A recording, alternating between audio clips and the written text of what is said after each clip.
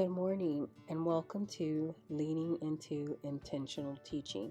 My name is LaDonna, and I'm here this morning to talk about the importance of inquiry and also staying curious. I've got a bit of a head cold, so my voice is slightly off, but this week I had an opportunity to work with a group of teachers, and we're working on an inquiry cycle. And as we were going through the cycle, one of the things that came out is something that comes up often. And it's that idea that as we're working with students, sometimes we're going to see certain things pop up over and over again. And what started to happen in the conversation was there was a little bit of frustration and a feeling of being blocked because this is something that you might have seen year after year after year. And you could go through the course of your entire 20, 30-year career and see something over and over again. And what I heard coming out in that conversation was that, well, this is just something that is. And that made me pause. I had to pause because sometimes that thing that you're seeing over and over again is something that you really want to investigate. You want to try to find out, where is it coming from? What could you possibly do to impact that thing that you see over and over again?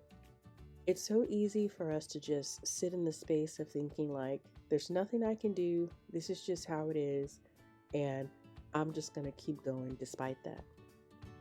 It's harder to say, I'm going to stop. I'm going to push all of my bias aside. I'm going to take away that concept of maybe last year's teacher just didn't get to it.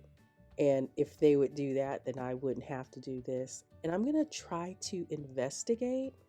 I'm going to be curious, and I'm going to find out why or what are the barriers that I can control to help make sure students get or grasp the concepts that we're trying to learn.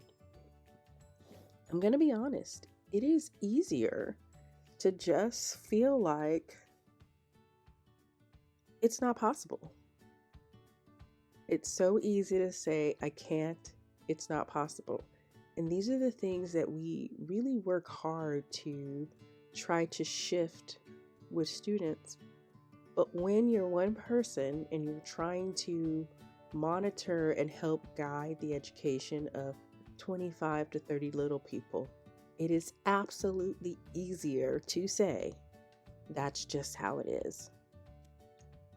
The harder thing to do, and the thing we have to push through to do, is to stay curious, to give ourselves permission to pause and ask questions, to dive deeper, to look into opportunities, to learn more about why something may exist for a student or for a group of students. Only in this curiosity are we going to come to some understanding about how we can impact or change what's actually happening. Curiosity matters. It takes away that desire to play the blame game, and it really can change your life and your work as an educator. And I didn't go into depth about this because it's really just as simple as remembering to stay curious, to want to know, and to think about ways that you will be able to gain additional knowledge, whether it's something small or something large. You have to stay curious. You have to want to ask questions, to probe, to look at the information that you're receiving, to dive into that student work, to look at the content that you're utilizing, to try to better understand what needs to come next. By staying curious, you stay true to the art and the science of teaching. Well, those are my reflections for the day. I hope you've enjoyed leaning into intentional teaching, and I will see you next time.